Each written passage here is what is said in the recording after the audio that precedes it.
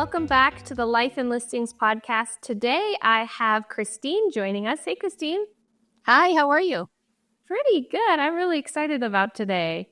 Me too. We were just chatting about Elf on the Shelf a little bit ago, so that's been fun. So anybody that's listening that hasn't met you yet, can you tell us a little bit about yourself, who you are, where you're at, a little bit about your business? Sure. I'm Christine McCoy. I run the Real McCoy Group team of Coldwell Banker. We are located in Bethany Beach, which is in Delaware, coastal region. We also serve Ocean City, Maryland. So my husband and I have 2 children. They're grown. Ryan works in the business with us. Lauren is a local winemaker, so very convenient for mom and dad. So we all live right here within about half an hour from the office. And my husband works with me in property management, and my son and I do sales. So we have a great little life here in Delaware. Love it. You love it. And you're known for just kind of giving back to your community and just kind of known for doing the right thing and building a business, with your heart. Tell us a little bit about that and what made you passionate about that. Well, I truly believe that if you're blessed, you should share your blessings. And sometimes when I look at my life, I think, holy cow, I'm extremely blessed. I've had a very wonderful life. I have a wonderful husband and kids, like I said, and we have been blessed and unblessed at times. We've had a business that had failed before, so we know what it's like to head down the other trajectory. And we are very blessed now with a very strong business, and we truly believe in giving back to our community. In fact, one of our community people just stopped by. He runs a program called Santa's Letters, and they just wrapped presents for over 300 children in the area. And we are one of their major sponsors. We believe very greatly in the beauty of the season and making sure that everybody in the area has something to be excited about at this season and really to celebrate the blessings that we have. So I love giving back, very involved in our Rotary Club. We do a ton of stuff. In fact, the team is going down to sit in a very cold Santa house tonight to welcome children off the street as they drive by so they can visit Santa. It's a very spontaneous, kind of almost like a pop-up Santa house. So we have a lot going on in the community. I do lead with my heart. Everybody says, I don't know, do you do Myers-Briggs? Have you ever heard of the Myers-Briggs test? Okay, well, I'm a really strong NF. And they say that NFs make the worst leaders. And it's because we lead with our heart. And I think it actually makes us some of the best leaders because as long as you remember that you have a business head, you can lead with your heart and follow it up with a strong business strategy. Mm-hmm. And so that's kind of how we do things differently here.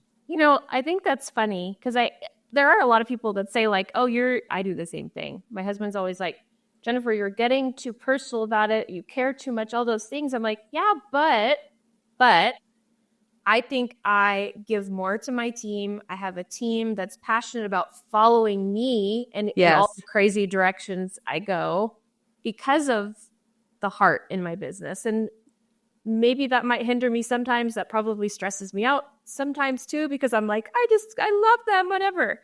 But I think, I can tell just by spending time with you, like your agents love you.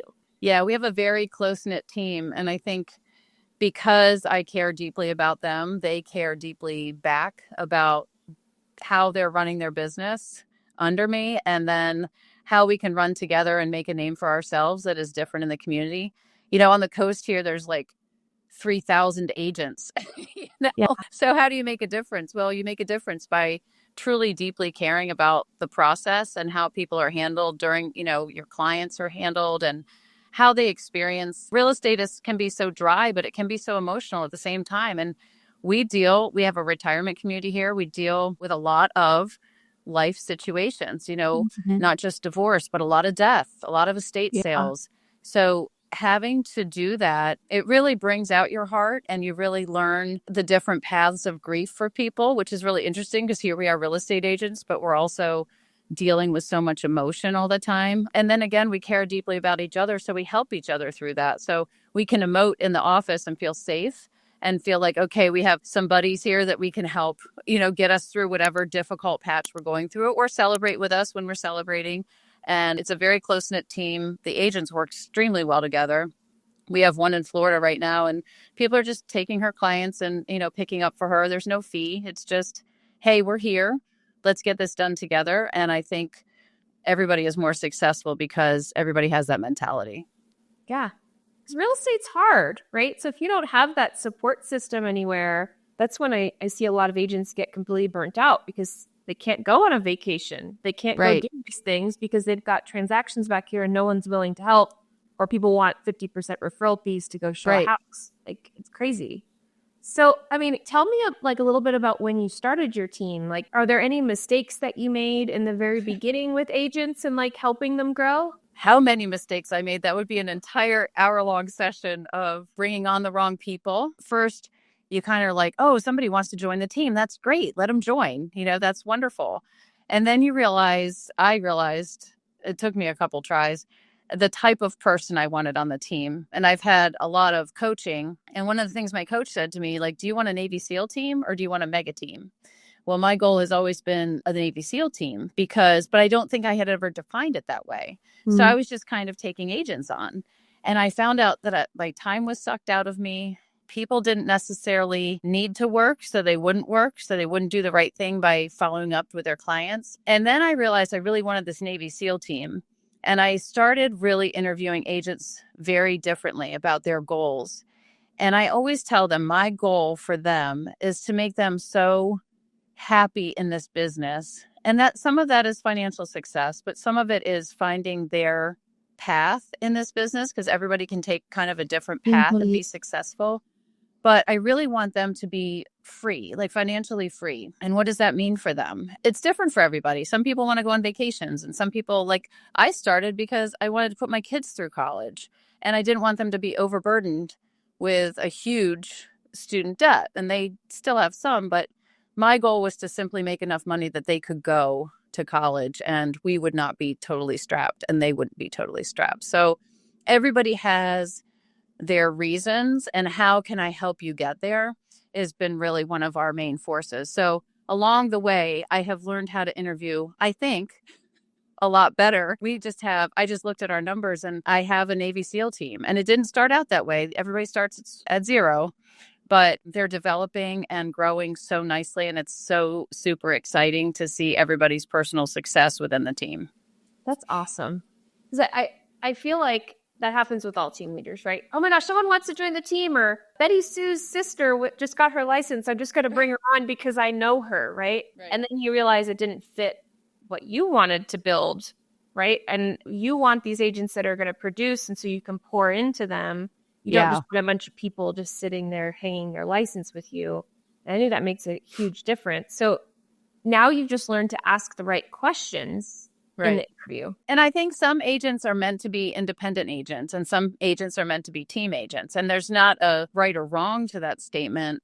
But if I wouldn't be a very good team member because I'm very independently minded and I want to do things my way, and my team agents are excited to share their opinions, and we often follow some of the great ideas they have. Mm-hmm. But I have interviewed independent agents before who I can just tell they're going to do things their way, whether it's the team way or not. And it's not a good fit. They're going to be wildly successful, most likely, but not a good team fit, if that makes sense. Yeah, it totally makes sense. I mean, there's been a lot of times where I've interviewed for teams and I'm asking questions like, have you ever played on a team sport? How did it go? Right? Like, it's a totally different mindset if you're never used to like playing nice. Right. It just is totally different. So then are you asking them questions about like their financial goals in that initial meeting, or does that come up later? It's more about how they see themselves in the business. So we don't take part-time agents, for example. And it's really, are they willing to put in the time to be wildly successful?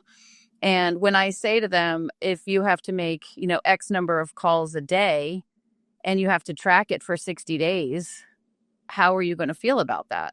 So there's support systems behind it to see if they're going to be successful. Because some people be like, oh, yeah. And then it comes to making a phone call and they're frozen. They can't even get on the phone. Mm-hmm. So there's a lot of things that we've put in place, and I put minimum standards in front of them. Our team has minimum standards. And while it's not about the money for me, I want to see if it scares them. If somebody goes, well, I'll never be able to do $10 million. Well, that that to me is a limiting factor, because your brain is your limiting factor. If you say, oh, no problem, it sounds like I can get there if I follow, some of the prescribed things that you're giving me. So I don't know. I think it's very interesting to see people's reaction when you put some good numbers in front of them, and it makes them shy away or say, let's go for it. Yeah.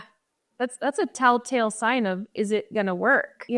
I've seen on a few different teams, it's kind of funny when the team lead's like, I want to sell $1 billion in real estate next year. Okay, that's great. Whatever. Let's look at your team. This team member's like, I only want to sell 5 million. I have no intention of selling as much real estate as he thought I wanted to sell. So now the team lead's goals are completely off because he doesn't even have agents that even have the intention of doing what they want to do. So you have to know what they want to do, because at some point they're like, no, I made my $50,000 this year. That's not the extent of what I want to do. When I put the numbers in front of my office manager originally at Coldwell Banker, they were like, wow, that's pretty aggressive. Do you know a lot of agents don't make it that far? And I said, well, then those aren't the agents for my team. Like, I want people that are going to make it that far, or believe in themselves or believe in the process and are willing to put in the work. I mean, really, it's not a magic bullet. You have to do the work and you have to put in the hours, or you're not going to get there. So it's really a lot about work ethic. And I love to work. I love real estate. My son at 19, I thought he was crazy. He's like, I'm going to get my license. I was like, why? He goes, you love what you do. And he goes, I love hearing about it. He was always asking questions like, how did you handle this situation? And how did you handle that situation? And he knows how hard I worked. He lived through it because he was a teenager when I got started. So it's fun to see people find their passion and really enjoy their work. People are like, you work all the time. It's not work. It's an enjoyable, wonderful lifestyle. If that makes it, I always tell agents when they come in, it's a lifestyle. This is not a job.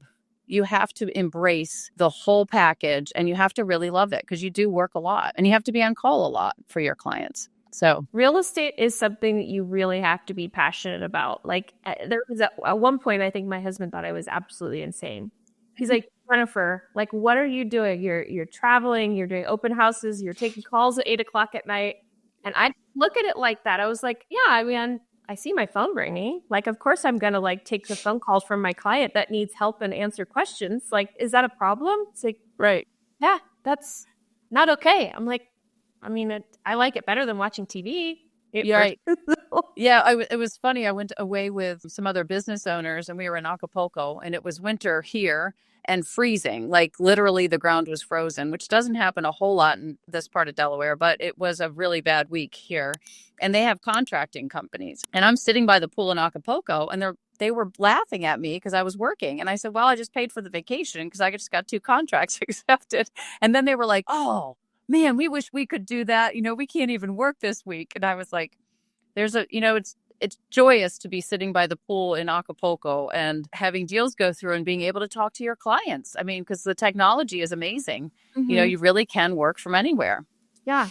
Yeah. So tell me a little bit about how you're pouring into your agents. Like, you have this Navy SEAL team that you've built. What do you think you're doing or doing differently to really make them successful? Well, I think there's a couple of things. I have a coach. I have 2 coaches. One is like a life personal coach, and I give that to them every month. They get an hour with a life coach, and she actually often spends more time with them. And that helps because, like we're talking about, you and I love to work, but some people need a better balance, or they, you have young kids. Some of my agents have young kids. There's got to be a balance. They have to be able to go to concerts and build the business and make them successful in their way, which isn't my way because my kids are grown. So I give them that an hour a month with that coach. And then we also subscribe to real estate coaching, which they can choose to participate in or not. But I give them a lot of goals, and I support them by having meetings with them every 2 to 4 weeks, personally, one-on-one. We have a lot of team meetings where we can cheer each other on and watch our numbers.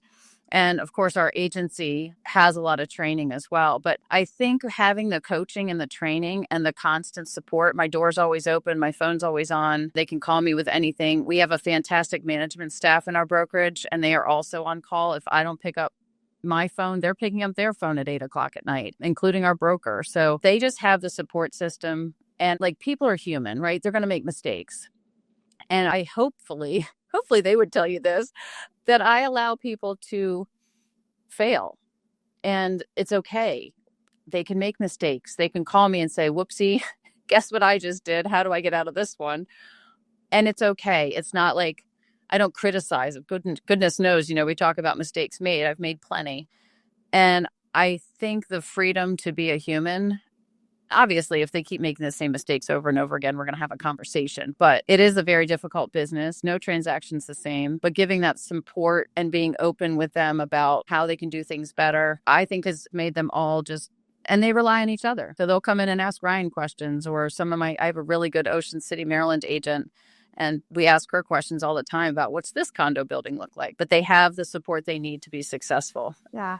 I love that. I love that, like, it's all on you, but it's not all on you, right? Like, they know that if they can't get a hold of you for whatever reason, there's other people to support them. They have a team that can support. Oh, wait, because real estate, I mean, it goes 24/7, truly. Yeah. Things are happening all of the time with deals, especially when you're heavily producing. So that's great. I'm going to shift a little bit. We're going to ask one of our icebreaker questions. So okay. I know you have a million of these, but tell me one of your superpowers. I think I only realized this because a couple people actually called me out on it. I can de-escalate situations relatively quickly and stay objective, which is funny for, somebody that has a strong emotional personality. But I think I've really worked hard on learning how to de-escalate difficult situations, which is very common in real estate. Somebody gets mad about something. It could be an agent. It could be a client. It could be the other person's client. There's paperwork flying and things are missed. And it's maintaining professionalism and objectivity and being super solutions oriented really can de-escalate conversations very quickly. And we've trained our agents too. We did a book, Crucial Conversations, with them, which I need to bring back. We need to do it again. But I think there's a lot of things to be said for being solutions oriented, hearing what somebody's saying, not necessarily, I say, taking their side, but helping them see an objective path forward is really a way that I have been successful in this business. That's a good superpower, especially the way that the market is right now. Like, it seems like everything needs to be escalated. And that's a good book. I've read that book before, and that's actually a great one for agents to read. It never even dawned on me that should be something that agents should read, because there's so many things, because a lot of things are in email, right? And so they're always taken wrong. You could just tell sometimes people get rubbed the wrong way, and you're like, wait a second, that's pick not up the phone. Let's talk through this. What's going on? How did you hear what I just said to you? Right. Everyone gets all hot-headed. So I think that's a great one. Well, I think texting, we rely so much on texting and emails. And like you said, those can be taken wrong in a heartbeat. And it could just come across if you read it in one tone versus another tone, it could take on a totally different meaning sometimes. And so when I always tell my agents, if there's more than one text going back and forth and somebody's getting upset, you pick up the phone and you call them. Because as soon as you get somebody on the phone, they realize you're serious. You're not going to fight over text. You're not going to fight over email. You're going to get on the phone and have a normal conversation and be an adult. Yeah. I mean, that happens so often where it just goes sideways. And I'm like, no. Just calm down a second. Let's chat really quick and figure out where we're both coming from. And then, I mean, there's probably 99% of the time everyone calms down. They're like, okay, let's resolve this. We didn't mean that. And some people are weird texters too, right? Where they're just very blunt and one-word answers. And you're like, oh, they're rude. They're not rude. They just don't like texting. Or they're in a hurry. Yeah. I often will send a business text. Somebody will ask me a question and I'll just be I'll zip something back and I'll be like, oh, I didn't even say good morning to that person. So then I'll send a little text good morning. Yeah. Just thought I should answer your question. I actually have to tell my team members that when I hire them. I'm like, look, I try to be extremely responsive. I will respond to you all day long. But I might be shooting a podcast, or I might be in a meeting, or I might be with my kids. And so if it's short, it's because I'm just trying to answer you. Right. I'm not trying to be rude. So I'm going to tell you that now, the first day that you start with me, so you don't think I'm really rude. And then you'll get it. And eventually, when my one-word answers are, no, yes, don't do that. Stop. Hold. I'm not trying to be rude. I'm just trying to make sure I'm being responsive to you. So That's super good. I feel like that's an amazing superpower for sure, especially in your line of work. So, Christine, this has been an awesome podcast. I feel like we could probably talk for another 3 hours. Yeah, but I agree. Like anybody is listening and they want to follow you, or maybe they have a referral to send you, where's the best place to send them? You can definitely find us on the web. It's easiest to remember. It's therealmccoygroup.com. Everybody said it's catchy, but I tried not to be too cheesy, but be a little catchy. So therealmccoygroup.com is the easiest way to find us. And definitely send us referrals to coastal Delaware and Maryland. Perfect. Well, thanks, Christine, for joining me today, and have a great day. Thanks. Always a pleasure. Bye. Take care.